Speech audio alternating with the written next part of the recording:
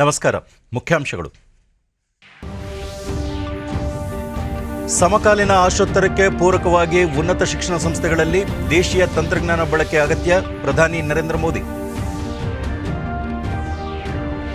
ಸಾಂಪ್ರದಾಯಿಕ ಕರಕುಶಲ ಕಲೆಗೆ ಕೇಂದ್ರದ ಉತ್ತೇಜನ, ಕರ್ನಾಟಕ ಸೇರಿ 18 ರಾಜ್ಯಗಳಲ್ಲಿ ಸಫೂರ್ತಿ ಕ್ಲಸ್ಟರ್ ಆರಂಭ, ನಿತಿನ್ ಗಡ್ಕರಿ.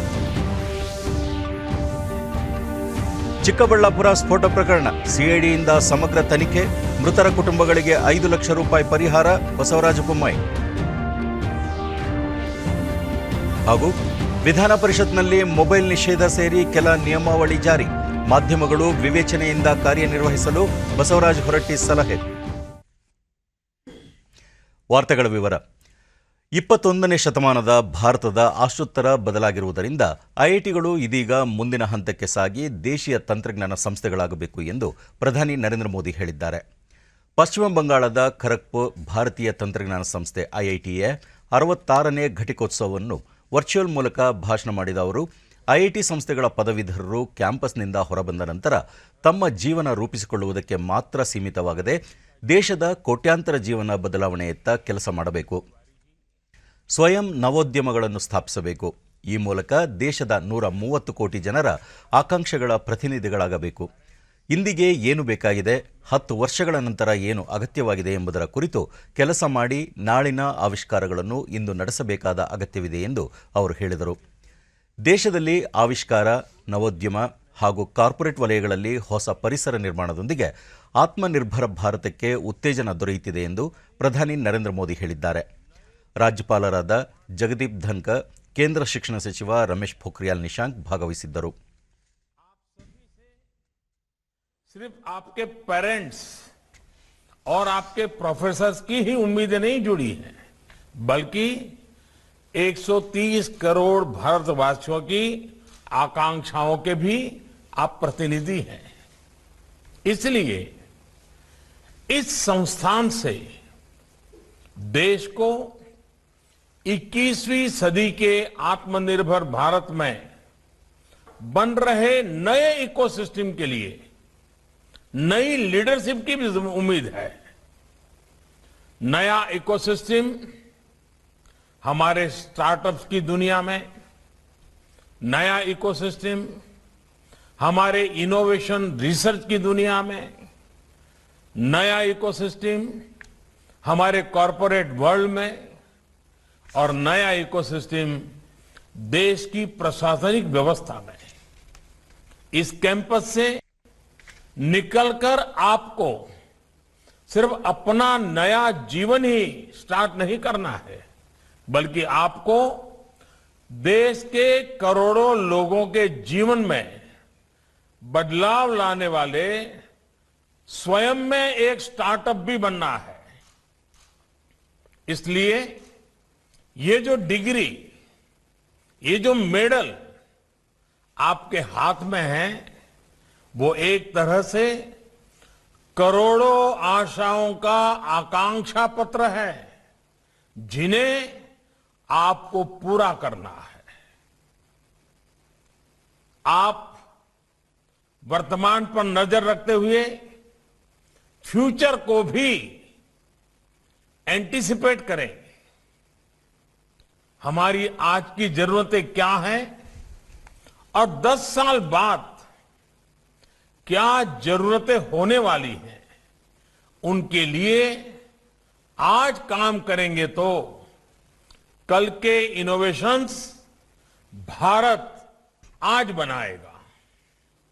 साथियों, इंजीनियर होने के नाते एक क्षमता आप में सहज रूप से विकसित होती है और वो है चीजों को पैटर्न से पेटेंट तक ले जाने की क्षमता. यानी एक तरह से आप में विषयों को ज्यादा विस्तार से देखने की, एक नए विजन की आप में एक क्षमता होती है. ಕರ್ನಾಟಕ ಸೇರಿದಂತೆ 18 ರಾಜ್ಯಗಳಲ್ಲಿ 50 ಕರಕುಶಲ ಕರ್ಮಿಗಳ ಆಧಾರಿತ ಸಫೂರ್ತಿ ಕ್ಲಸ್ಟರ್ಗಳನ್ನು ಕೇಂದ್ರ ಸಣ್ಣ, ಅತಿ ಸಣ್ಣ ಮತ್ತು ಮಧ್ಯಮ ಕೈಗಾರಿಕಾ ಸಚಿವ ನಿತಿನ್ ಗಡ್ಕರ್ ಉದ್ಘಾಟಿಸಿದರು. ಈ ಕ್ಲಸ್ಟರ್ಗಳಲ್ಲಿ ಸಾಂಪ್ರದಾಯಿಕ ಮಸ್ಲಿನ್, ಖಾದಿ, ನಾರು, ಕರಕುಶಲಕಲೆ, ಕೈಮಗ್ಗ, ಶಿಲ್ಪಕಲೆ, ಚರ್ಮ ಉತ್ಪನ್ನಗಳು, ಮಡಿಕೆ, ನೆಲಹಾಸು, ಬಿದಿರು, ಕೃಷಿ ಸಂಸ್ಕರಣೆ, ಚಹಾ ಸೇರಿದಂತೆ ಹಲವು ಬಗೆಯ ಉತ್ಪನ್ನಗಳು ಒಳಗೊಂಡಿವೆ. ಈ ಕ್ಲಸ್ಟರ್ಗಳು ಕರ್ನಾಟಕ, ಕೇರಳ, ಆಂಧ್ರಪ್ರದೇಶ, ಅರುಣಾಚಲ ಪ್ರದೇಶ, ಅಸ್ಸಾಂ ಸೇರಿದಂತೆ 18 ರಾಜ್ಯಗಳಲ್ಲಿ ಆರಂಭವಾಗಿದ್ದು, ಇದಕ್ಕೆ ಕೇಂದ್ರ ಎಂಎಸ್ಎಂಇ ಸಚಿವಾಲಯ 85 ಕೋಟಿ ರೂಪಾಯಿ ನೆರವು ನೀಡಿದೆ. ಸಾಂಪ್ರದಾಯಿಕ ಕೈಗಾರಿಕೆಗಳ ಪುನರುಜ್ಜೀವನ ನಿಧಿ ಯೋಜನೆ ಸಫೂರ್ತಿ ಅಡಿಯಲ್ಲಿ ಸಾಂಪ್ರದಾಯಿಕ ಕೈಗಾರಿಕೆಗಳು ಮತ್ತು ಕರಕುಶಲ ವಸ್ತುಗಳನ್ನು ಉತ್ತೇಜಿಸಲು ಹಾಗೂ ಆ ಮೂಲಕ ಕರಕುಶಲ ಕರ್ಮಿಗಳಿಗೆ ಆದಾಯ ವೃದ್ಧಿಸಲು ಕ್ರಮವನ್ನು ಕೈಗೊಳ್ಳಲಾಗಿದೆ.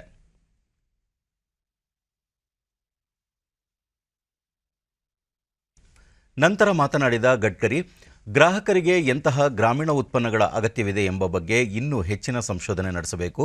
ಸಾಮಾಜಿಕ ಜಾಲತಾಣದ ಮೂಲಕ ಈ ಉತ್ಪನ್ನಗಳನ್ನು ಭಾರತದಲ್ಲಿ ಮತ್ತು ವಿದೇಶಗಳಲ್ಲಿ ಪರಿಣಾಮಕಾರಿಯಾಗಿ ಮಾರಾಟ ಮಾಡಲು ಕ್ರಮಗಳನ್ನು ಕೈಗೊಳ್ಳಬೇಕು.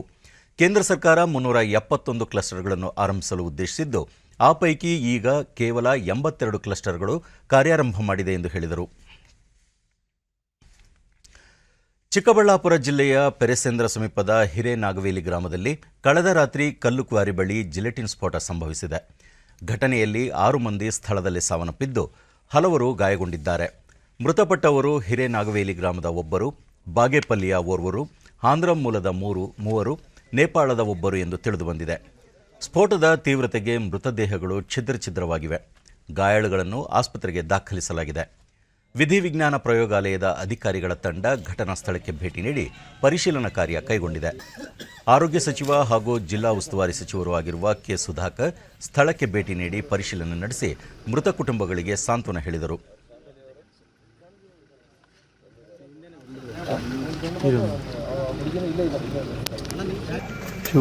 ಬಳಿಕ ಕೆ. ಸುಧಾಕರ್ ಶಿವಮೊಗ್ಗ ಸ್ಫೋಟದ ಬಳಿಕ ಜಿಲ್ಲೆಯಲ್ಲಿಯೂ ಅಕ್ರಮ ಗಣಿಗಾರಿಕೆ ಅಡ್ಡೆಗಳ ಮೇಲೆ ದಾಳಿ ನಡೆಸಿ ಕ್ರಮ ಕೈಗೊಳ್ಳಲಾಗಿತ್ತು. ಇಷ್ಟಾದರೂ ಈ ದುರ್ಘಟನೆ ನಡೆದಿರುವುದು ಶೀಘ್ರದಲ್ಲಿಯೇ ತಪ್ಪಿತಸ್ಥರ ವಿರುದ್ಧ ಕ್ರಮ ಕೈಗೊಳ್ಳಲಾಗುವುದು. ಅಲ್ಲದೆ ಅಕ್ರಮ ಸ್ಫೋಟಕ ಸರಬರಾಜು ಮಾಡಿದವರ ಮೇಲೂ ನಿರ್ದಾಕ್ಷಿಣ್ಯ ಕ್ರಮ ತೆಗೆದುಕೊಳ್ಳುತ್ತೇವೆ ಎಂದು ತಿಳಿಸಿದರು. ನಾನು ಜಿಲ್ಲಾ ಉಸ್ತುವಾರಿ ಸಚಿವನಾಗಿ ಹೇಳಿದ್ದೆ, ಯಾವುದೇ ರೀತಿಯಲ್ಲಿ ಅಕ್ರಮವಾಗಿ ಸ್ಫೋಟಗಳನ್ನು ಯಾರೂ ಕೂಡ ದಾಸ್ತಾನು ಮಾಡಬಾರ್ದು. ಅನಧಿಕೃತವಾಗಿ ಯಾರೂ ಕೂಡ ಕಾರ್ಯಗಳನ್ನು ಜಲ್ಲಿ ಕ್ರಷರ್ಗಳನ್ನು ನಡೆಸಬಾರ್ದು. ಹೀಗೆ ಎಲ್ಲರೂ ಕೂಡ ಇವತ್ತು ನತದೃಷ್ಟರು. ಅವರ ಸಾವು ನಿಜವಾಗಿಯೂ ಕೂಡ ಅವರ ಸಾವು ಇಲ್ಲಿ ನೋಡುತ್ತಿರ್ತಕ್ಕಂಥದ್ದು. ಅವರ ದೇಹಗಳು ಒಂದೊಂದು ಡೈರೆಕ್ಷನ್ನಲ್ಲಿ ಇರ್ತಕ್ಕಂಥದ್ದು ನೋಡಿದಾಗ ನಿಜವಾಗಿಯೂ ಕೂಡ ಹೃದಯ ಕಿತ್ತು ಬರುವಂಥ ಸ್ಥಿತಿ ಇದೆ. ಇಲ್ಲಿ ಪದಗಳು ಕೂಡ ಬರಲಿಕ್ಕೆ ಸಾಧ್ಯ ಆಗ್ತಾ ಇಲ್ಲ. ಅವರ ಕುಟುಂಬ ಸದಸ್ಯರು ಈ ದುಃಖನ ಯಾವ ರೀತಿ ಭರಿಸಬೇಕಾಗ್ತದೆ ಗೊತ್ತಿಲ್ಲ. ಇಂಥ ಅನಧಿಕೃತವಾಗಿ ಮಾಲೀಕರು ದಾಸ್ತಾನು ಮಾಡಿರ್ತಕ್ಕಂಥ ಸ್ಫೋಟಕಗಳು ನಿಜವಾಗಿಯೂ ಕೂಡ ಇದು ಖಂಡನಾರ್ಹ. ಇದನ್ನು ಕಾನೂನು ರೀತಿ ಉಗ್ರ ಕ್ರಮ ತೆಗೆದುಕೊಳ್ಳಲಿಕ್ಕೆ. ಈ ಮಧ್ಯೆ ಗೃಹ ಸಚಿವ ಬಸವರಾಜ ಬೊಮ್ಮಾಯಿ ಸ್ಥಳಕ್ಕೆ ಭೇಟಿ ನೀಡಿ ಪರಿಶೀಲನೆ ನಡೆಸಿದರು.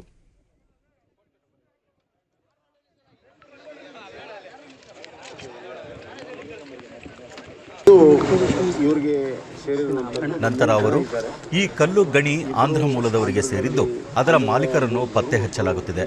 ಈ ಕ್ವಾರಿಯನ್ನು ಮೊದಲೇ ದಾಳಿ ನಡೆಸಿ ಪ್ರಕರಣ ದಾಖಲಿಸಿ ಕಾರ್ಯಚಟುವಟಿಕೆಯನ್ನು ಜಿಲ್ಲಾಡಳಿತ ಸ್ಥಗಿತಗೊಳಿಸಿತ್ತು. ಆದರೂ ಅಲ್ಲಿ ಸ್ಫೋಟಗೊಂಡಿರುವುದರ ಬಗ್ಗೆ ಸಮಗ್ರ ತನಿಖೆಯನ್ನು ನಡೆಸಲು ಸಿಐಡಿಗೆ ವಹಿಸಲಾಗುವುದು ಎಂದು ಹೇಳಿದರು. ಕಲ್ಲು ಗಣಿಗಾರಿಕೆ ಬಗ್ಗೆ ಪ್ರತಿ ತಿಂಗಳು ವರದಿ ನೀಡುವಂತೆ ಜಿಲ್ಲಾ ಪೊಲೀಸ್ ವರಿಷ್ಠಾಧಿಕಾರಿಗೆ ಸೂಚನೆ ನೀಡಲಾಗಿದೆ ಮತ್ತು ಘಟನೆಯಲ್ಲಿ ಮೃತಪಟ್ಟ ಕುಟುಂಬಗಳಿಗೆ ತಲಾ 5 ಲಕ್ಷ ರೂಪಾಯಿ ಪರಿಹಾರ ಘೋಷಿಸಲಾಗಿದೆ ಎಂದು ಅವರು ಹೇಳಿದರು. ಇವರ ಕ್ವಾರಿಗೆ ಪೊಲೀಸರು 7ನೇ ತಾರೀಕಿಗೆ ರೇಡ್ ಮಾಡಿದ್ರು. ಅದಕ್ಕಿಂತ ಮುಂಚೆ SP ಕೂಡ ರೇಡ್ ಮಾಡಿದ್ರು. ಆ ರೇಡಿನ ಮುಂದುವರೆದ ಭಾಗದಲ್ಲಿ ವೆಹಿಕಲ್ ಸೀಜರ್ ಮಾಡೋದಕ್ಕೆ ಪೊಲೀಸರು 7ನೇ ತಾರೀಕು ಹೋಗಿದ್ದರು. ಅಲ್ಲಿ ವೆಹಿಕಲ್ ಕೂಡ ಸೀಜ್ ಮಾಡಿದರು. ಸೀಜ್ ಮಾಡಿದಂಥ ಒಂದು ವಿಷಯ ಗೊತ್ತಾದ ಮೇಲೆ ಬಹುತೇಕವಾಗಿ ಇದನ್ನೆಲ್ಲ ಮುಚ್ಚಿಟ್ಟಿದ್ರು ಕಾಣ್ತದೆ. ಜಿಲ್ಲಾ ಪೊಲೀಸ್ ವರಿಷ್ಠಾಧಿಕಾರಿ ಹಾಗೂ ಜಿಲ್ಲಾಧಿಕಾರಿ ಸ್ಥಳಕ್ಕೆ ಭೇಟಿ ನೀಡಿ ಪರಿಶೀಲನೆ ನಡೆಸಿದ್ದಾರೆ.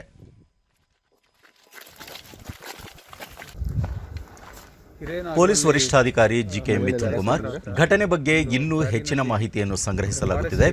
ಘಟನೆ ಹೇಗೆ ನಡೆಯಿತು ಎಂಬ ಕುರಿತು ತನಿಖೆಯ ನಂತರ ವಿವರಗಳನ್ನು ತಿಳಿಸಲಾಗುವುದು ಎಂದು ಹೇಳಿದರು. ಎಕ್ಸ್ಪ್ಲೋಸಿವ್ಸ್ ಬ್ಲಾಸ್ಟ್ ಆಗಿದೆ, 5 ಜನ ಮೃತಪಟ್ಟಿದ್ದಾರೆ.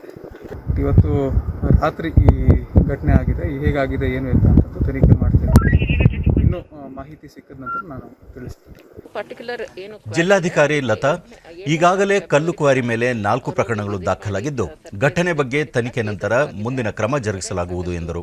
ಆಕ್ಷನ್ ಕೂಡ ಆಗಿದೆ. ಸೊ ಇದು ಎಲ್ಲೋ ಅವರೇನೋ ಹೌಸ್ ಇಟ್ಟಿದ್ದನ್ನ ಡಿಸ್ಪೋಸ್ ಮಾಡಲಿಕ್ಕೆ ಅಂತ ಬಂದಾಗ ಈ ಕ್ರಮ ಆಗಿದೆ.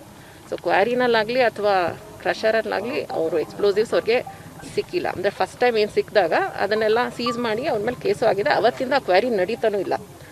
ಸೊ ಹಾಗಾಗಿ ಏನೆಲ್ಲ ಸಾಧ್ಯವೋ ಅದೆಲ್ಲ ನಾವು ಜಿಲ್ಲಾಡಳಿತದಿಂದ ತೊಗೊಂಡಿದ್ದೀವಿ. ಪೊಲೀಸವರು ಪ್ರೊಆಕ್ಟಿವ್ ಆಗಿ ಮಾಡ್ತಿದ್ದಾರೆ. ಐಜಿಪಿ ಚಂದ್ರಶೇಖರ್, ಸ್ಫೋಟ ದೊಡ್ಡ ಪ್ರಮಾಣದಲ್ಲಿ ಆಗಿದ್ದು ಕಲ್ಲು ಕ್ವಾರಿ ಯಾರ ಒಡೆತನಕ್ಕೆ ಸೇರಿದ್ದು ಎಂಬುದರ ಬಗ್ಗೆ ಮಾಹಿತಿ ಕಲೆ ಹಾಕಲಾಗುತ್ತಿದ್ದು ತಪ್ಪಿತಸ್ಥರ ವಿರುದ್ಧ ಕ್ರಮ ಕೈಗೊಳ್ಳಲಾಗುವುದು ಎಂದು ತಿಳಿಸಿದರು. ಅಲ್ಲಿ ಇಲ್ಲಿ ಮುಚ್ಚಿಟ್ಟಿದ್ದಾರೋ ಅದನ್ನು ಈ ಫಾರೆಸ್ಟ್ ಏರಿಯಲ್ಲಿ ಬಿಸಾಕಕ್ಕೆ ಬಂದಿದ್ದಾರೆ ಅಂತ ಅನ್ನಿಸ್ತಾ ಇದೆ. ಅದರಲ್ಲಿ ಆಕ್ಸಿಡೆಂಟಲ್ ಬ್ಲಾಸ್ಟ್ ಆಗಿರ್ಬೋದು ಅಂತ ಅನ್ನಿಸ್ತಾ ಇದೆ. ಇನ್ನು ನಮ್ಮ BDDS ಆಮೇಲೆ FSL ಟೀಮ್ಸು ಬರ್ತಾ ಇದೆ ಬ್ಯಾಂಗ್ಳೂರಿಂದ. ಬಂದ ನಂತರ ಇದ್ರ ಬಗ್ಗೆ ಹಿಂಗಾಯಿತು ಏನಾಯಿತು ಅಂತ ಸ್ವಲ್ಪ ಸಮಗ್ರ ಮಾಹಿತಿ ಗೊತ್ತಾಗ್ಬೋದು. ಚಿಕ್ಕಬಳ್ಳಾಪುರ ಜಿಲ್ಲೆಯಲ್ಲಿ ನಡೆದ ಸ್ಫೋಟ ಪ್ರಕರಣದಲ್ಲಿ ಮೃತ ಕುಟುಂಬಗಳಿಗೆ ಉಪರಾಷ್ಟ್ರಪತಿ ಎಂ ವೆಂಕಯ್ಯನಾಯ್ಡು ಸಂತಾಪ ಸೂಚಿಸಿದ್ದಾರೆ. ಅವರು ತಮ್ಮ ಟ್ವೀಟ್ ಸಂದೇಶದಲ್ಲಿ ಮೃತರ ಕುಟುಂಬಗಳಿಗೆ ಸಂತಾಪ, ಗಾಯಗೊಂಡವರು ಶೀಘ್ರ ಗುಣಮುಖರಾಗಲಿ ಎಂದು ಆಶಿಸಿದ್ದಾರೆ. ಪ್ರಧಾನಿ ನರೇಂದ್ರ ಮೋದಿ ತಮ್ಮ ಟ್ವೀಟ್ ಸಂದೇಶದಲ್ಲಿ ಮೃತಪಟ್ಟವರಿಗೆ ಸಂತಾಪ ಸೂಚಿಸಿದ್ದು, ಗಾಯಗೊಂಡಿರುವವರು ಶೀಘ್ರ ಗುಣಮುಖರಾಗಲಿ ಎಂದು ಪ್ರಾರ್ಥಿಸುವುದಾಗಿ ಹೇಳಿದ್ದಾರೆ.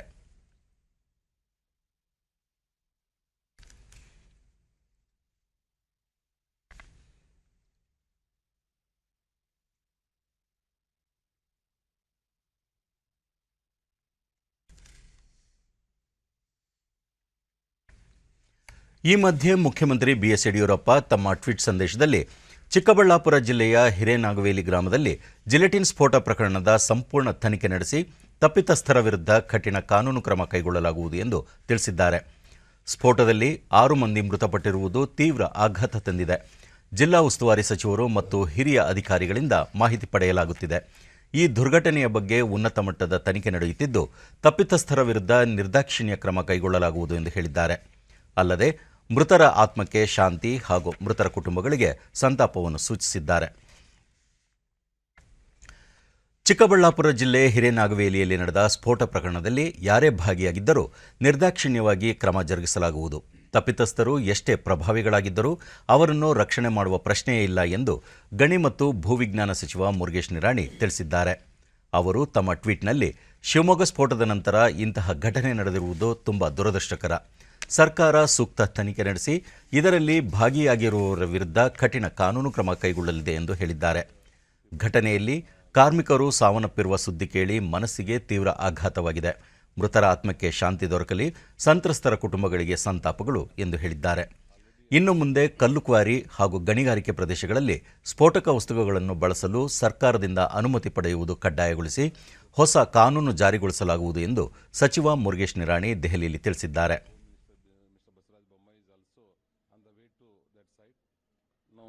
ಸುದ್ದಿಗಾರರೊಂದಿಗೆ ಅವರು ಕಾನೂನು ಬಾಹಿರವಾಗಿ ಕಲ್ಲು ಕ್ವಾರಿ ಹಾಗೂ ಗಣಿ ಪ್ರದೇಶಗಳಲ್ಲಿ ಸ್ಫೋಟಕ ವಸ್ತುಗಳ ಬಳಕೆಯಿಂದಾಗಿ ಇಂತಹ ಘಟನೆಗಳು ನಡೆಯುತ್ತಿವೆ.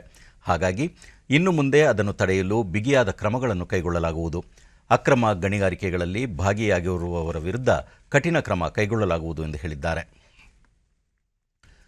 ಚಿಕ್ಕಬಳ್ಳಾಪುರ ಜಿಲೆಟಿನ್ ಸ್ಫೋಟ ಪ್ರಕರಣದ ಬಗ್ಗೆ ಹೈಕೋರ್ಟ್ ನ್ಯಾಯಮೂರ್ತಿಗಳಿಂದ ತನಿಖೆಗೆ ಆದೇಶಿಸಬೇಕು.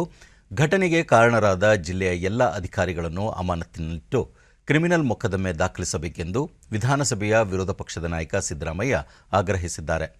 ತಮ್ಮ ಟ್ವೀಟ್ ಸಂದೇಶದಲ್ಲಿ ಚಿಕ್ಕಬಳ್ಳಾಪುರ ಕಲ್ಲುಕ್ವಾರಿಯಲ್ಲಿ 6 ಮಂದಿ ಸಾವಿಗೀಡಾಗಿರುವುದು ಜಿಲೆಟಿನ್ ಸ್ಫೋಟದಿಂದ ಅಲ್ಲ, ಅಕ್ರಮ ಗಣಿಗಳನ್ನು ಸಕ್ರಮ ಮಾಡಲು ಹೋರಾಡಿರುವ ದುರಾಡಳಿತಕ್ಕೆ ಬಲಿಯಾಗಿದ್ದಾರೆ.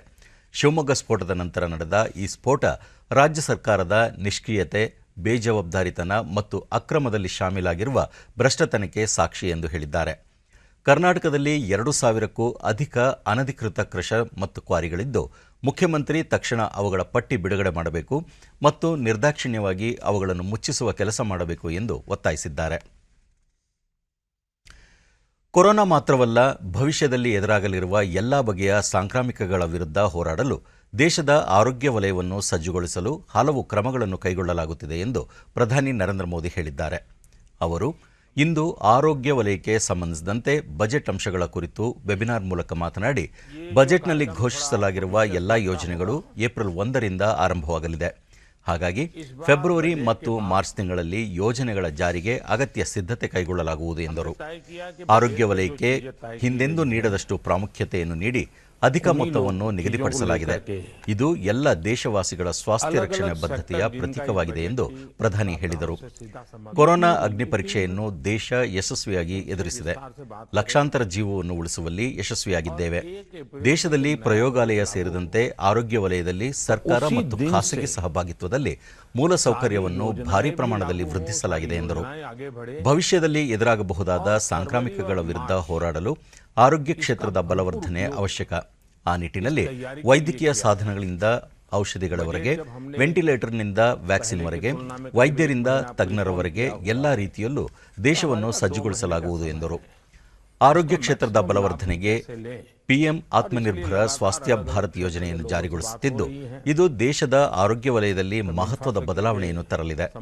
2025ರ ವೇಳೆಗೆ ಕ್ಷಯರೋಗ ನಿರ್ಮೂಲನೆ ಸರ್ಕಾರದ ಗುರಿಯಾಗಿದೆ. ಮುಖಗವಸು ಧರಿಸುವುದು, ತ್ವರಿತವಾಗಿ ರೋಗ ಪತ್ತೆ ಮತ್ತು ಚಿಕಿತ್ಸೆಯು ರೋಗ ತಡೆಗೆ ಅತಿ ಮುಖ್ಯವಾಗಿವೆ ಎಂದು ಹೇಳಿದ್ದಾರೆ. ವೆಬಿನಾರ್ನಲ್ಲಿ ಕೇಂದ್ರ ಆರೋಗ್ಯ ಸಚಿವ ಡಾ. ಹರ್ಷವರ್ಧನ್ ಪಾಲ್ಗೊಂಡಿದ್ದರು. वो अभूतपूर्व है। ये हर देशवासी को बेहतर स्वास्थ्य सुविधा देने की हमारी प्रतिबद्धता का प्रतीक है। बीता वर्ष एक तरह से देश के लिए, दुनिया के लिए, पूरी मानव जाति और खास करके हेल्थ सेक्टर के लिए एक प्रकार से अग्नि परीक्षा की तरह रहा था। मुझे खुशी है कि आप सभी देश का हेल्थ सेक्टर इस अग्नि परीक्षा में हम सफल हुए हैं। अनेकों की जिंदगी बचाने में हम कामयाब रहे हैं। कुछ महीनों के भीतर ही जिस तरह देश ने करीब 2500 लैब्स का नेटवर्क खड़ा किया, कुछ दर्जन टेस्ट से हम आज करीब 21 करोड़ टेस्ट के पड़ाव तक पहुंच पाए। ये सब सरकार और प्राइवेट सेक्टर के साथ मिलकर काम करने से ही संभव हुआ है। साथियों, कोरोना ने हमें ये सबक दिया है कि हमें सिर्फ आज ही महामारी से नहीं लड़ना है, बल्कि भविष्य में आने वाली ऐसी किसी भी स्थिति के लिए भी देश को तैयार करना है। 2 ದ್ವೀಪ ರಾಷ್ಟ್ರಗಳ ಭೇಟಿಯಲ್ಲಿರುವ ವಿದೇಶಾಂಗ ಸಚಿವ ಎಸ್ ಜೈಶಂಕರ್ ಅವರು ಅಂತಿಮ ಚರಣದಲ್ಲಿ ಭಾರತದ ನಿಕಟ ಮಿತ್ರ ರಾಷ್ಟ್ರವಾದ ಮಾರಿಷಸ್ಗೆ ಭೇಟಿ ನೀಡಿ ಅಲ್ಲಿನ ನಾಯಕತ್ವದೊಂದಿಗೆ ಹಿಂದೂ ಮಹಾಸಾಗರದಲ್ಲಿ ಶಾಂತಿ ಮತ್ತು ಭದ್ರತೆ ಕುರಿತು ಚರ್ಚಿಸಿದರು. ಮಾಲ್ಡೀವ್ಸ್ಗೆ ಭೇಟಿ ನೀಡಿದ ಜೈಶಂಕರ್ ಪರಸ್ಪರ ಹಿತಾಸಕ್ತಿ ವಿಷಯಗಳ ಕುರಿತು ಚರ್ಚಿಸಿದರು. ಈ ವೇಳೆ ಮಾರಿಷಸ್ಗೆ ಭಾರತದ ಡೋನಿಯರ್ ವಿಮಾನ ಮತ್ತು ಧ್ರುವ ಹೆಲಿಕಾಪ್ಟರ್ ಪೂರೈಸುವ ಒಪ್ಪಂದವನ್ನು ವಿನಿಮಯ ಮಾಡಿಕೊಂಡರು. ಎಸ್ ಜೈಶಂಕರ್, ಭಾರತದಿಂದ ಮಾರಿಷಸ್ಗೆ $100 ದಶಲಕ್ಷ ಆರ್ಥಿಕ ನೆರವು ಒದಗಿಸಲಾಗಿದ್ದು, ಇದು ದ್ವೀಪ ರಾಷ್ಟ್ರದ ರಕ್ಷಣಾ ಸಾಮರ್ಥ್ಯ ವೃದ್ಧಿಗೆ ನೆರವಾಗಲಿದೆ. ಮಾರಿಷಸ್ಗೆ 1 ಲಕ್ಷ ಡೋಸ್ ಕೋವಿಡ್ ಲಸಿಕೆ ಕಳುಹಿಸಲಾಗಿದ್ದು, ಮುಂದಿನ ದಿನಗಳಲ್ಲಿ ಇನ್ನಷ್ಟು ಲಸಿಕೆ ಕಳುಹಿಸಲಾಗುವುದು ಎಂದರು. ಇದೇ ವೇಳೆ ಆರ್ಥಿಕ ಸಹಯೋಗದ ಒಪ್ಪಂದಕ್ಕೂ ಸಹಿ ಹಾಕಲಾಯಿತು. ಬಳಿಕ ಜಂಟಿ ಹೇಳಿಕೆಯಲ್ಲಿ ಮಾರಿಷಸ್ ಪ್ರಧಾನಿ ಪುವಿನ್ ಜುಗ್ನೋತ್ ಸಾಗರ ವಲಯದಲ್ಲಿ ಸುಸ್ಥಿರ ನಿರ್ವಹಣೆಗಾಗಿ ಭಾರತ ಮಾರಿಷಸ್ ಒಗ್ಗೂಡಿ ಕೆಲಸ ಮಾಡುತ್ತಿವೆ. ಸಾಗರದಲ್ಲಿ ಶಾಂತಿ ಕಾಪಾಡುವುದು, ಕಡಲ್ಗಳ್ಳತನ ತಡೆ ಇದರ ಉದ್ದೇಶವಾಗಿದೆ ಎಂದು ಹೇಳಿದರು. ಪ್ರಧಾನಮಂತ್ರಿ ಆವಾಸ್ ಯೋಜನೆ ನಗರದಡಿ ಕೇಂದ್ರ ಸರ್ಕಾರ 56,000 ಮನೆಗಳನ್ನು ಮಂಜೂರು ಮಾಡಿದೆ. ಕೇಂದ್ರ ವಸತಿ ಮತ್ತು ನಗರ ವ್ಯವಹಾರಗಳ ಸಚಿವ ಹರ್ದೀಪ್ ಸಿಂಗ್ ಪುರಿ ತಮ್ಮ ಸರಣಿ ಟ್ವೀಟ್ಗಳಲ್ಲಿ ಈ ವಿಷಯ ತಿಳಿಸಿ, ಕೇಂದ್ರದ ಮೇಲ್ವಿಚಾರಣಾ ಮತ್ತು ನಿಗಾ ಸಮಿತಿ 2022ರ ವೇಳೆಗೆ 1,12,00,000 ಮನೆಗಳ ಗುರಿ ಇದೆ. ಈವರೆಗೆ 1,11,00,000 ಮನೆಗಳ ನಿರ್ಮಾಣಕ್ಕೆ ಅನುಮೋದನೆ ನೀಡಲಾಗಿದೆ ಎಂದರು. 73 ಲಕ್ಷ ಮನೆಗಳ ನಿರ್ಮಾಣಕ್ಕೆ ತಳಪಾಯ ಹಾಕಿ ಕಾಮಗಾರಿ ಆರಂಭಿಸಲಾಗಿದೆ. 42,70,000 ಮನೆಗಳನ್ನು ಈಗಾಗಲೇ ಫಲಾನುಭವಿಗಳಿಗೆ ಹಸ್ತಾಂತರಿಸಲಾಗಿದೆ. ಸರ್ಕಾರ ಸರ್ವರಿಗೂ ವಸತಿ ಯೋಜನೆಯಡಿ 2022ರ ಒಳಗೆ ಎಲ್ಲ ಅರ್ಹ ಫಲಾನುಭವಿಗಳಿಗೆ ವಸತಿ ಸೌಕರ್ಯ ಕಲ್ಪಿಸುವ ಗುರಿಯನ್ನು ಹೊಂದಿದೆ ಎಂದು ಅವರು ಹೇಳಿದರು. ಕೆಂಪೇಗೌಡ ಅಂತಾರಾಷ್ಟ್ರೀಯ ವಿಮಾನ ನಿಲ್ದಾಣದ ಹಳೆಯ ರನ್ವೇ ಪುನರ್ ನಿರ್ಮಾಣದ ಕಾಮಗಾರಿ ಈ ತಿಂಗಳ ಅಂತ್ಯಕ್ಕೆ ಮುಗಿಯಲಿದೆ ಎಂದು ಉಪಮುಖ್ಯಮಂತ್ರಿ ಸಿಎನ್ ಅಶ್ವತ್ಥನಾರಾಯಣ ಬೆಂಗಳೂರಿನಲ್ಲಿ ನಿನ್ನೆ ತಿಳಿಸಿದ್ದಾರೆ. ವಿಮಾನ ನಿಲ್ದಾಣಕ್ಕೆ ಭೇಟಿ ನೀಡಿ ಕಾಮಗಾರಿ ಪರಿಶೀಲನೆ ನಡೆಸಿದ ಬಳಿಕ ಅವರು ಕಾಮಗಾರಿ ಬಹುತೇಕ ಕೊನೆಯ ಹಂತಕ್ಕೆ ಬಂದಿದ್ದು ಅಂತಿಮ ಕಾಮಗಾರಿ ಪ್ರಗತಿಯಲ್ಲಿದೆ ಎಂದರು. ಪ್ರಸ್ತುತ ಹೊಸ ರನ್ವೇಯಲ್ಲಿಯೇ ವಿಮಾನಗಳ ಸಂಚಾರ ನಡೆಯುತ್ತಿದ್ದು ಮುಂದಿನ ತಿಂಗಳ ಅಂತ್ಯದಿಂದ ಪುನರ್ ನಿರ್ಮಾಣವಾದ ಹಳೆಯ ರನ್ವೇನಲ್ಲೂ ವಿಮಾನ ಸಂಚಾರ ಆರಂಭವಾಗಲಿದೆ ಎಂದರು. ಮುಂಬೈ ಮೂಲದ ಸಂಸ್ಥೆ ಈ ಯೋಜನೆಯನ್ನು ಅತಿ ಕಡಿಮೆ ಅವಧಿಯಲ್ಲಿ 260 ಕೋಟಿ ರೂಪಾಯಿ ವೆಚ್ಚದಲ್ಲಿ ನಿರ್ಮಿಸುತ್ತಿದೆ. ರನ್ವೇ ಉದ್ದ 4 ಕಿಲೋಮೀಟರ್ ದೂರವಿದ್ದು ಒಟ್ಟು 2 ರನ್ವೇಗಳ ಮೂಲಕ ವರ್ಷಕ್ಕೆ 60ರಿಂದ 75 ದಶಲಕ್ಷ ಪ್ರಯಾಣಿಕರನ್ನು ನಿಭಾಯಿಸಬಲ್ಲದು. ಇದರಿಂದ ಬೆಂಗಳೂರು ಅಂತಾರಾಷ್ಟ್ರೀಯ ವಿಮಾನ ನಿಲ್ದಾಣ ಪ್ರಾಧಿಕಾರಕ್ಕೆ ಉತ್ತಮ ಲಾಭವಾಗಲಿದೆ ಎಂದು ಟ್ವೀಟ್ನಲ್ಲಿ ತಿಳಿಸಿದ್ದಾರೆ. ವಿಧಾನಮಂಡಲ ಅಧಿವೇಶನದ ಸಂದರ್ಭದಲ್ಲಿ ಮೇಲ್ಮನೆಯಲ್ಲಿ ಮೊಬೈಲ್ ಬಳಕೆ ನಿಷೇಧಿಸುವುದು ಸೇರಿದಂತೆ ಕೆಲ ನಿಯಮಾವಳಿಗಳನ್ನು ಜಾರಿಗೆ ತರಲಾಗುವುದು ಎಂದು ಮೇಲ್ಮನೆ ಸಭಾಪತಿ ಬಸವರಾಜ ಹೊರಟ್ಟಿ ಬೆಂಗಳೂರಿನಲ್ಲಿಂದು ತಿಳಿಸಿದ್ದಾರೆ. ಖಾಸಗಿ ಸುದ್ದಿವಾಹಿನಿಗಳ ಕ್ಯಾಮೆರಾಗಳ ಪ್ರವೇಶಕ್ಕೆ ನಿರ್ಬಂಧ ಇರುವುದಿಲ್ಲ. ಆದರೆ ಮಾಧ್ಯಮಗಳು ಸ್ವಯಂ ನಿಯಂತ್ರಣ ಹಾಗೂ ವಿವೇಚನಾಬದ್ಧವಾಗಿ ಕಾರ್ಯನಿರ್ವಹಿಸುವುದು ಅಗತ್ಯವಾಗಿದೆ ಎಂದು ಅವರು ಸಲಹೆ ನೀಡಿದ್ದಾರೆ. ಅಧಿವೇಶನ ಮಾರ್ಚ್ 4ರಿಂದ ಆರಂಭವಾಗಲಿದ್ದು ಪ್ರಶ್ನೋತ್ತರ ಮತ್ತು ಇತರ ಕಲಾಪಗಳನ್ನು ನಡೆಸಲು ನಿರ್ಧರಿಸಲಾಗಿದೆ. ಒಂದು ದೇಶ ಒಂದು ಚುನಾವಣೆ ವಿಚಾರವಾಗಿ ಚರ್ಚೆ ನಡೆಸುವ ಸಂಬಂಧ ಸರ್ಕಾರದಿಂದ ಯಾವುದೇ ಅಧಿಕೃತ ಮಾಹಿತಿ ಲಭ್ಯವಾಗಿಲ್ಲ ಎಂದು ಅವರು ವಿವರಿಸಿದರು. ಮೀಸಲಾತಿಗೆ ಬಡತನವೇ ಮಾನದಂಡವಾಗಬೇಕು. ಕುಟುಂಬಗಳ ಆರ್ಥಿಕ ವ್ಯವಸ್ಥೆಯನ್ನು ಪರಿಗಣಿಸಿ ಮೀಸಲಾತಿ ಜಾರಿಗೊಳಿಸಿದಾಗ ಎಲ್ಲ ಬಡವರಿಗೆ ನ್ಯಾಯ ದೊರೆಯುತ್ತದೆ ಎಂದು ಅಭಿಪ್ರಾಯಪಟ್ಟ ಅವರು ರಾಜ್ಯದಲ್ಲಿ ನಡೆಯುತ್ತಿರುವ ಹೋರಾಟಗಳ ಕುರಿತು ಪ್ರತಿಕ್ರಿಯೆ ನೀಡಲು ನಿರಾಕರಿಸಿದರು. ಆ ಥರ ಮಾಡಿದರೆ ಎಲ್ಲರಿಗೂ ನ್ಯಾಯ ಸಿಗ್ತಿದೆ ಅನ್ನುವಂಥದ್ದು ಇನ್ಮೇಲೆ ಕಾಲ ಬರ್ಬೋದು. ಅದು ಮಾಡೋದು ಒಂದು ಸೂಕ್ತ ಅಂತೇಳಿ ನನ್ನ ಒಂದು ಸಲಹೆ ಸರ್ಕಾರಕ್ಕೆ. 2021ರ ಅಂತಾರಾಷ್ಟ್ರೀಯ ಮಟ್ಟದ ಗೊಂಬೆ ಪ್ರದರ್ಶನ ಮತ್ತು ಮಾರಾಟ ಮೇಳಕ್ಕೆ ಕೊಪ್ಪಳ ಜಿಲ್ಲೆಯ ಕಿನ್ನಾಳ ಗ್ರಾಮದ ಕುಟುಂಬ ಆಯ್ಕೆಯಾಗಿದ್ದು ಪ್ರದರ್ಶನಕ್ಕಾಗಿ ಕುಟುಂಬಸ್ಥರು ಸಕಲ ಸಿದ್ಧತೆ ಮಾಡಿಕೊಳ್ಳುತ್ತಿದ್ದಾರೆ. ಮರದಿಂದ ತಯಾರಿಸಿದ ಕಿನ್ನಾಳ ಕುಸರಿ ಕಲೆಗಳಲ್ಲಿ ಪಾರಂಪರಿಕ ಗುಬ್ಬಿ, ಪಕ್ಷಿ, ಮೀನು ಸೇರಿದಂತೆ ವಿವಿಧ ಬಗೆಯ ಆಕರ್ಷಕ ಗೊಂಬೆಗಳನ್ನು ತಯಾರಿಸಿ ಬದುಕುವ ದಾರಿ ರೂಪಿಸಿಕೊಂಡಿರುವ ಇವರ ವಸ್ತುಗಳ ಮಾರಾಟಕ್ಕೆ ಕೇಂದ್ರ ಸರ್ಕಾರ ಒಂದು ಉತ್ತಮ ವೇದಿಕೆ ಕಲ್ಪಿಸಿದೆ.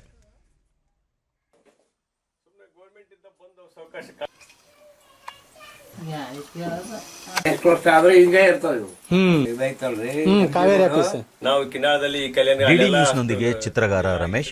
ಈ ಹಿಂದೆ ಭಾರತದ ಪ್ರತಿನಿಧಿಯಾಗಿ ದೇಶದ ಹಲವು ಕಡೆಗಳಲ್ಲಿ ಚಿತ್ರಕಲೆ ಪ್ರದರ್ಶನ ಮಾಡಿದ್ದು ಇದೀಗ ದೆಹಲಿಯಲ್ಲಿ ತಮ್ಮ ಗೊಂಬೆಗಳ ಮಾರಾಟಕ್ಕೆ ಕೇಂದ್ರ ಸರ್ಕಾರ ಅವಕಾಶ ಕಲ್ಪಿಸಿರುವುದು ಸಂತಸ ತಂದಿದೆ ಎಂದು ತಿಳಿಸಿದರು. ಮತ್ತು ಸೌತ್ ಏಷ್ಯನ್ ಕಂಟ್ರಿ ಚೀನಾಗ ಬೀಜಿಂಗ್ ಕೂಡ ನಾನು ಹೋಗಿದ್ದೆ. ಅಲ್ಲಿ ಎಲ್ಲ ನಮ್ಮ ಕಿನ್ನಾಳ ಕಲೆಯನ್ನು ಪ್ರದರ್ಶನ ಮಾಡಿ ಬಂದಿದ್ದೇನೆ. ಗ್ವಾಲಿಯರು, ಆಗಿಂದ ಮಡ್ರಾಸು, ಬೆಂಗಳೂರು, ಈ ರೀತಿ ಎಲ್ಲ ಕಡೆಯಿಂದ ಎಕ್ಸಿಬಿಷನ್ ಕೂಡ ಹೋಗಿ ಬಂದಿದ್ದೇವೆ. ನಮ್ಮ ಕಲೆಯನ್ನು ಮುಂದುವರ್ಸಕ್ಕೆ ಗೌರ್ಮೆಂಟ್ ಸಪೋರ್ಟ್ ಕೊಟ್ಟರೆ ನಾವು ಎಲ್ಲ ರೀತಿಯಿಂದ ಸಹಕಾರ ಕೊಟ್ಟು ನಾವು ಮಾಡ್ಬೇಕನ್ನೋದು ಆಸೆ. ಚಿತ್ರಗಾರ್ತಿ ಪದ್ಮ ಕುಟುಂಬದವರ ಜೊತೆಗೂಡಿ ಗೊಂಬೆ ತಯಾರಿಸುತ್ತಿದ್ದು ಈ ಕೆಲಸದಿಂದ ಜೀವನೋಪಾಯ ಸುಲಭವಾಗಿದೆ ಎಂದರು. डिफरेंस कर करके हम कर सकते हैं. थोड़ा सा अभी अच्छा चल रहा है. ದೇಶದಲ್ಲಿ ಕಳೆದ 24 ಗಂಟೆಗಳಲ್ಲಿ 10,584 ಕೋವಿಡ್-19 ಹೊಸ ಪ್ರಕರಣಗಳು ಬೆಳಕಿಗೆ ಬಂದಿವೆ. ಇದರೊಂದಿಗೆ ದೇಶದಲ್ಲಿ ಒಟ್ಟು ಸೋಂಕಿತರ ಸಂಖ್ಯೆ 1,10,16,434ಕ್ಕೆ ಏರಿಕೆಯಾಗಿದೆ ಎಂದು ಕೇಂದ್ರ ಆರೋಗ್ಯ ಸಚಿವಾಲಯ ತಿಳಿಸಿದೆ. ಇದುವರೆಗೂ 1,07,12,665 ಮಂದಿ ಗುಣಮುಖರಾಗುವುದರೊಂದಿಗೆ ಚೇತರಿಕೆ ಪ್ರಮಾಣ 97.24ಕ್ಕೆ ಏರಿಕೆಯಾಗಿದೆ. ಒಟ್ಟು 1,47,306 ಸಕ್ರಿಯ ಪ್ರಕರಣಗಳಿದ್ದು ಇದುವರೆಗೆ 1,56,463 ಮಂದಿ ಮೃತಪಟ್ಟಿದ್ದಾರೆ. ದೇಶಾದ್ಯಂತ ಕೋವಿಡ್-19 ಲಸಿಕೆ ಅಭಿಯಾನ ಜಾರಿಗೊಂಡ ನಂತರ ಇದುವರೆಗೆ 1,17,45,552 ಅಧಿಕ ಮಂದಿಗೆ ಲಸಿಕೆ ನೀಡಲಾಗಿದೆ ಎಂದು ಸಚಿವಾಲಯ ತಿಳಿಸಿದೆ. ಕೋವಿಡ್-19 ಲಸಿಕೆ ಆಂದೋಲನದ ಪ್ರಗತಿ ಕುರಿತು ಕೇಂದ್ರ ಗೃಹ ಸಚಿವ ಅಮಿತ್ ಶಾ ಉನ್ನತ ಮಟ್ಟದ ಪರಿಶೀಲನಾ ಸಭೆಯನ್ನು ನಡೆಸಿದರು. ಸಭೆಯಲ್ಲಿ ಆರೋಗ್ಯ ಸಚಿವ ಡಾ. ಹರ್ಷವರ್ಧನ್, ನೀತಿ ಆಯೋಗದ ಸದಸ್ಯ ವಿ.ಕೆ. ಪಾಲ್, ಪ್ರಧಾನಮಂತ್ರಿಗಳ ಪ್ರಧಾನ ಕಾರ್ಯದರ್ಶಿ ಡಾ. ಪಿ.ಕೆ. ಮಿಶ್ರಾ, ಗೃಹ ಕಾರ್ಯದರ್ಶಿ ಅಜಯ್ ಭಲ್ಲಾ ಮತ್ತಿತರರು ಪಾಲ್ಗೊಂಡಿದ್ದರು. ಇತ್ತೀಚೆಗೆ ಕೆಲವು ರಾಜ್ಯಗಳಲ್ಲಿ ಕೋವಿಡ್-19 ಸೋಂಕು ಪ್ರಕರಣಗಳು ಹೆಚ್ಚಾಗುತ್ತಿರುವ ಹಿನ್ನೆಲೆಯಲ್ಲಿ ಈ ಸಭೆಯನ್ನು ನಡೆಸಲಾಯಿತು. ಸದ್ಯ ನಡೆಯುತ್ತಿರುವ ಲಸಿಕೆ ಆಂದೋಲನದ ಬಗ್ಗೆ ಮೆಚ್ಚುಗೆ ವ್ಯಕ್ತಪಡಿಸಿದ ಗೃಹ ಸಚಿವರು ಅಭಿಯಾನ ಸುಗಮ ರೀತಿಯಲ್ಲಿ ಸಾಗಲಿದೆ ಎಂಬ ಭರವಸೆಯನ್ನು ವ್ಯಕ್ತಪಡಿಸಿದರು.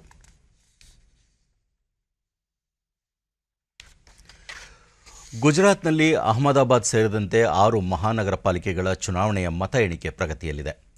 ಈ ತಿಂಗಳ 21ರಂದು ಅಹಮದಾಬಾದ್, ಸೂರತ್, ವಡೋದರಾ, ಜಾಮ್ನಗರ್, ಭಾವನಗರ್ ಹಾಗೂ ರಾಜ್ಕೋಟ್ ಮಹಾನಗರ ಪಾಲಿಕೆಗಳಿಗೆ ಚುನಾವಣೆ ನಡೆದಿತ್ತು. ಇತ್ತೀಚಿನ ವರದಿಯಂತೆ 6 ಮಹಾನಗರ ಪಾಲಿಕೆಗಳ ಒಟ್ಟು 575 ಸ್ಥಾನಗಳ ಪೈಕಿ ಬಿಜೆಪಿ ಹೆಚ್ಚು ಸ್ಥಾನಗಳಲ್ಲಿ, ನಂತರದ ಸ್ಥಾನದಲ್ಲಿ ಕಾಂಗ್ರೆಸ್ ಮುನ್ನಡೆ ಸಾಧಿಸಿದೆ.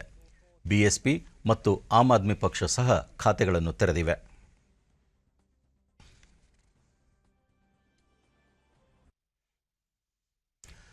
ರಕ್ಷಣಾ ಸಂಶೋಧನಾ ಮತ್ತು ಅಭಿವೃದ್ಧಿ ಸಂಸ್ಥೆ ಡಿಆರ್ಡಿಒ ಭೂಮಿಯಿಂದ ಆಗಸಕ್ಕೆ ಚಿಮ್ಮುವ ವಿಎನ್-ಎಸ್ಆರ್-ಎಸ್ಇಎನ್ ಕ್ಷಿಪಣಿಯನ್ನು ಯಶಸ್ವಿಯಾಗಿ ಉಡಾಯಿಸಿದೆ. ಒಡಿಶಾದ ಚಾಂದಿಪುರ್ ತೀರದ ಸಮಗ್ರ ಪರೀಕ್ಷಾ ಕೇಂದ್ರದಿಂದ ಈ ಪರೀಕ್ಷೆಯನ್ನು ನಡೆಸಲಾಗಿದೆ. ಸ್ವದೇಶಿ ನಿರ್ಮಿತ ಈ ಕ್ಷಿಪಣಿ ಆಗಸದಲ್ಲಿ ಎದುರಾಳಿಗಳ ಅಪಾಯವನ್ನು ತಟಸ್ಥಗೊಳಿಸಲು ನೆರವಾಗಲಿದೆ. 2 ಬಾರಿ ಕ್ಷಿಪಣಿಯನ್ನು ಪರೀಕ್ಷಾರ್ಥವಾಗಿ ಉಡಾಯಿಸಲಾಗಿದ್ದು, 2 ಬಾರಿಯೂ ನಿಗದಿಯಂತೆ ಗುರಿ ತಲುಪಿದೆ ಎಂದು ಡಿಆರ್ಡಿಒ ವಿಜ್ಞಾನಿಗಳು ತಿಳಿಸಿದ್ದಾರೆ. ಈ ಸಾಧನೆಗಾಗಿ ರಕ್ಷಣಾ ಸಚಿವ ರಾಜನಾಥ್ ಸಿಂಗ್ ಡಿಆರ್ಡಿಒ ವಿಜ್ಞಾನಿಗಳನ್ನು ಅಭಿನಂದಿಸಿದ್ದಾರೆ. ಪ್ರಧಾನಮಂತ್ರಿ ಗ್ರಾಮೀಣ ಕೌಶಲ್ಯ ವಿಕಾಸ ಯೋಜನೆ ಗ್ರಾಮೀಣ ಭಾಗದ ಜನರಲ್ಲಿ ಕೌಶಲ್ಯ ಅಭಿವೃದ್ಧಿಯಲ್ಲಿ ಸಾಕಷ್ಟು ಬದಲಾವಣೆಗಳನ್ನು ತಂದಿದೆ ಎಂದು ರಕ್ಷಣಾ ಸಚಿವ ರಾಜನಾಥ್ ಸಿಂಗ್ ಹೇಳಿದ್ದಾರೆ. ಉತ್ತರ ಪ್ರದೇಶದ ಪಿಲಾಖುವಾದಲ್ಲಿ ಡಿಆರ್ಡಿಒ ಕೌಶಲ್ಯಾಭಿವೃದ್ಧಿ ಕೇಂದ್ರವನ್ನು ಉದ್ಘಾಟಿಸಿ ಮಾತನಾಡಿದರು. ಎನ್ಡಿಎ ಸರ್ಕಾರ ಕೌಶಲ್ಯಾಭಿವೃದ್ಧಿಗೆ ಆದ್ಯತೆ ನೀಡಿದೆ. ಕೌಶಲ್ಯ ಅಭಿವೃದ್ಧಿಯಲ್ಲಿ ರಾಷ್ಟ್ರ ಮುಂಚೂಣಿಗೆ ಬರುತ್ತಿದ್ದು, ಅದೇ ಹಾದಿಯಲ್ಲಿ ಮುಂದುವರೆದಿದ್ದೇವೆ. ಸ್ಟಾರ್ಟ್ಅಪ್ ಇಂಡಿಯಾ ಮತ್ತು ಹೊಸ ರಾಷ್ಟ್ರೀಯ ಶಿಕ್ಷಣ ನೀತಿ ನಮ್ಮ ಯುವಜನತೆಯಲ್ಲಿ ಪ್ರತ್ಯಕ್ಷವಾಗಿ ಮತ್ತು ಪರೋಕ್ಷವಾಗಿ ಕೌಶಲ್ಯ ಅಭಿವೃದ್ಧಿಯನ್ನು ಖಾತರಿಪಡಿಸುತ್ತದೆ ಎಂದು ಹೇಳಿದರು. ರಾಷ್ಟ್ರಪತಿ ರಾಮನಾಥ್ ಕೋವಿಂದ್ ಇಂದಿನಿಂದ 2 ದಿನಗಳ ಕಾಲ ಗುಜರಾತ್ ಪ್ರವಾಸ ಕೈಗೊಳ್ಳಲಿದ್ದಾರೆ. ಅವರು ಗುಜರಾತ್ನ ಗಾಂಧಿನಗರದಲ್ಲಿನ ಕೇಂದ್ರೀಯ ವಿಶ್ವವಿದ್ಯಾಲಯದ 3ನೇ ಘಟಿಕೋತ್ಸವದ ಅಧ್ಯಕ್ಷತೆ ವಹಿಸುವರು. ಅಲ್ಲದೆ ಅವರು ನಾಳೆ ಅಹಮದಾಬಾದ್ನಲ್ಲಿ ಮೊಟೇರಾ ಕ್ರಿಕೆಟ್ ಕ್ರೀಡಾಂಗಣವನ್ನು ಉದ್ಘಾಟಿಸಲಿದ್ದಾರೆ. ಈ ಕ್ರೀಡಾಂಗಣ ವಿಶ್ವದ ಅತಿ ದೊಡ್ಡ ಕ್ರೀಡಾಂಗಣವೆಂದು ಹೆಸರಾಗಲಿದೆ. ಸಬರ್ಮತಿಯಲ್ಲಿರುವ ಈ ಕ್ರೀಡಾಂಗಣದಲ್ಲಿ ಭಾರತ ಮತ್ತು ಇಂಗ್ಲೆಂಡ್ ನಡುವಿನ 3ನೇ ಟೆಸ್ಟ್ ಪಂದ್ಯ ನಡೆಯಲಿದೆ. 63 ಎಕರೆ ಪ್ರದೇಶದಲ್ಲಿ ನಿರ್ಮಾಣವಾಗಿರುವ ಈ ಕ್ರೀಡಾಂಗಣದಲ್ಲಿ 1,10,000 ವೀಕ್ಷಕರ ಸಾಮರ್ಥ್ಯವನ್ನು ಹೊಂದಿದೆ. ಸದ್ಯ ಮೆಲ್ಬರ್ನ್ ವಿಶ್ವದ ಅತಿ ದೊಡ್ಡ ಕ್ರೀಡಾಂಗಣವೆಂದು ಹೆಸರಾಗಿದ್ದು, ಮೊಟೇರಾ ಅದನ್ನು ಹಿಂದಿಕ್ಕಲಿದೆ. ಕೊನೆಯಲ್ಲಿ ಮತ್ತೊಮ್ಮೆ ಮುಖ್ಯಾಂಶಗಳು. ಸಮಕಾಲೀನ ಆಶೋತ್ತರಕ್ಕೆ ಪೂರಕವಾಗಿ ಉನ್ನತ ಶಿಕ್ಷಣ ಸಂಸ್ಥೆಗಳಲ್ಲಿ ದೇಶೀಯ ತಂತ್ರಜ್ಞಾನ ಬಳಕೆ ಅಗತ್ಯ, ಪ್ರಧಾನಿ ನರೇಂದ್ರ ಮೋದಿ. ಸಾಂಪ್ರದಾಯಿಕ ಕರಕುಶಲ ಕಲೆಗೆ ಕೇಂದ್ರದ ಉತ್ತೇಜನ, ಕರ್ನಾಟಕ ಸೇರಿ 18 ರಾಜ್ಯಗಳಲ್ಲಿ ಸಫೂರ್ತಿ ಕ್ಲಸ್ಟರ್ ಆರಂಭ, ನಿತಿನ್ ಗಡ್ಕರಿ. ಚಿಕ್ಕಬಳ್ಳಾಪುರ ಸ್ಫೋಟ ಪ್ರಕರಣ, ಸಿಐಡಿಯಿಂದ ಸಮಗ್ರ ತನಿಖೆ, ಮೃತರ ಕುಟುಂಬಗಳಿಗೆ 5 ಲಕ್ಷ ರೂಪಾಯಿ ಪರಿಹಾರ, ಬಸವರಾಜ ಬೊಮ್ಮಾಯಿ. ಹಾಗೂ ವಿಧಾನ ಪರಿಷತ್ತಿನಲ್ಲಿ ಮೊಬೈಲ್ ನಿಷೇಧ ಸೇರಿ ಕೆಲ ನಿಯಮಾವಳಿ ಜಾರಿ, ಮಾಧ್ಯಮಗಳು ವಿವೇಚನೆಯಿಂದ ಕಾರ್ಯನಿರ್ವಹಿಸಲು ಬಸವರಾಜ ಹೊರಟ್ಟಿ ಸಲಹೆ. ನಮ್ಮ ವಾರ್ತಾ ಪ್ರಸಾರವನ್ನು ನೀವು ಡಿಡಿ ಚಂದನ ನ್ಯೂಸ್ ಯೂಟ್ಯೂಬ್ ಚಾನೆಲ್ನಲ್ಲೂ ವೀಕ್ಷಿಸಬಹುದು. ನಮ್ಮ ಮುಂದಿನ ವಾರ್ತಾ ಪ್ರಸಾರ ಸಂಜೆ 7 ಗಂಟೆಗೆ ಡಿಡಿ ಚಂದನದಲ್ಲಿ. ನಮಸ್ಕಾರ.